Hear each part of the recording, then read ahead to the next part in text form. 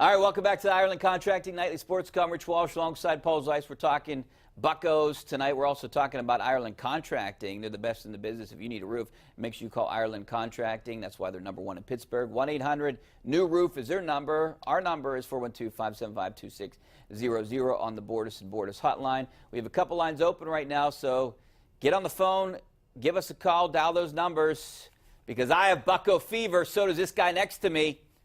Just got back from Florida. You talk about the shortstop position, and, that's one of the big battles there. They do have a lot more battles than normal, and I don't know if that's good or bad when you look at the whole situation. They got a battle for the fifth starter. They got a battle for shortstop. Kind of got a battle for third base, but I think Gung's going to win that. And potentially a battle for right field early on before Polanco gets there. I think Chisenhall won that job, but I think they want to try to get Melky's bat in there. I mean, that guy can hit. I mean, he always has been able to hit. There's no question. He always has been able to hit. And you got to get his bat in the lineup. So where do you put him? You got to put him in there. The outfield, yeah. And Chisenhall, he potentially could play first base. He could play third base as well. And Diaz might be the better catcher out of the two. These guys I think they feel there's a comfort level with Cervelli there. Right, and they tried to move Cervelli to move that money. Could you imagine if they got rid of his money? We were talking about a $58 million payroll. So I hate when they say that payroll doesn't matter, because I think it matters. And now that you get the excuse that, I've heard it a bunch of times, that there's more room for error when you have a bigger payroll. So I get that, but I as a fan, growing up here and rooting for the Pirates, and I feel what the fans are feeling right now. You want them to be competitive. I understand they could potentially be competitive with a $7 million payroll, but there's a better chance of them being competitive with a $90 or $100 million payroll. And I read a lot of the stuff that you write. I listen to your show, and you're on the show with me a couple times a week, and Bob, and we talk about this. A $100 million payroll is not asking a lot, is it?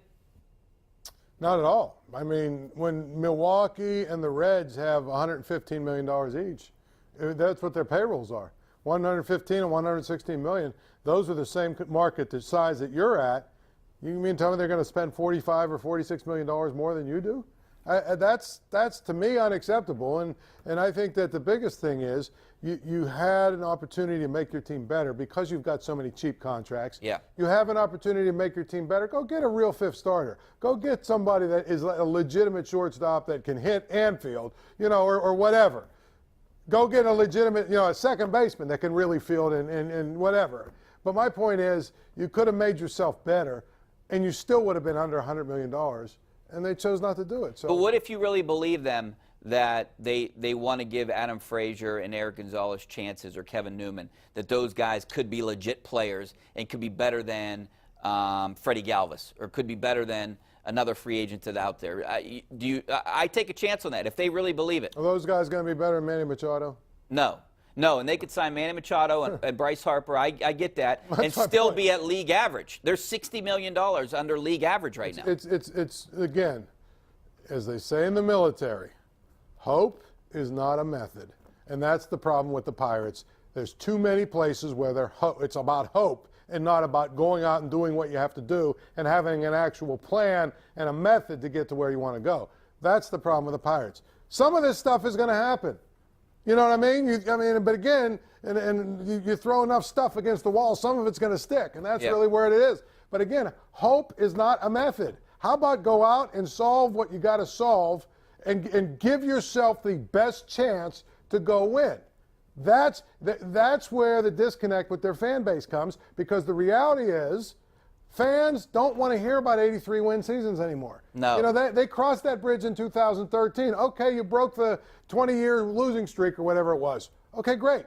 But now you're talking every single year about how you really want to win the World Series and how that's the goal, and we're only here to win the World Series. Okay, well, since 1990, actually since 1989, 30 years, one time in 30 years, a team with a payroll not in the top 20 has won the World Series. One time, that Marlins team where they hit, everything happened right, but they had a bunch of really good young players that turned into superstars that they ended up selling off. But my point is, so if you're telling me that you want to win the World Series, but yet you are never even close to the territory where most World Series teams are when it comes to payroll, how am I supposed to take you seriously? how am I supposed to take you seriously? That's the problem. That's where their disconnect comes. Actually, 3 times in that time has a team outside the top 15 won the World Series. So, you know, there's a place where you need to be payroll-wise if you really want to give yourself a chance to win the World Series. And again, they're not even close, and that's the problem. So would you feel better about if they said we just want to make the playoffs? You know, we want to make sure we're in the playoffs. Well, they've said that before. Yeah, but now hey, we want to make the playoffs, and then once you get to the playoffs, anything can happen. That to me is more realistic than we really want to win the World Series. You know, the one thing I did ask Nutting, I got the chance to spend about 30 minutes with him, asked him a bunch of different questions. The one question that I asked him, though, is, you know, you have this payroll. A lot of people are frustrated. It's second lowest in the majors. I said to him, if you guys are competitive, like you said you're going to be competitive, will you add to this team? Will you add money? Will you pay money this year or next year? And he said yes. Do you believe him? Here's where, yeah, I mean, okay, Tyon will be an arbitration guy next year. Williams will be an arbitration guy next year. I think that about 3 or 4 of those guys that are $500,000 guys this year, they're all going to be arbitration guys next year. So they'll probably all get $4 or $5 million or whatever it is. So, yeah, they're going to add money because they have to add money because these guys are going to, you know, get a raise. But add money this year at the trade line. But here's the thing. They're going to guarantee you they're going to move Cervelli off the books. Well, he's done at the end of the year anyway, so. And guarantee you they're going to move Corey Dickerson off the books. So let's take that. And what's he making? $8 million? $7, $8 million? Something like that, yeah. Okay, so. No, it might be a little bit more. It might be 10. Okay, whatever. Say it's 8 or 9. Say it's 9. And Cervelli's almost 11. That's $20 million they're moving off the books. So they can say what they want to say, but the reality is that's $20 million more they're moving off the books. Yeah, I think it would be bad if Corey Dickerson has a good year. I think it would be bad to try not to lock him up for a 3 or 4 year deal. I mean, I think that it's you the would. Same exact situation. I understand that, but fans are going to catch Andrew on. McCutchen, it's the same exact situation. All right, You've got a guy who's, you know, too old based on their formulas. We've been talking a lot. We got a lot of phone lines are packed, and we're going to get to them in a second. We're going to take a break first. But back after the break, we are going to take phone calls. See you in a couple minutes.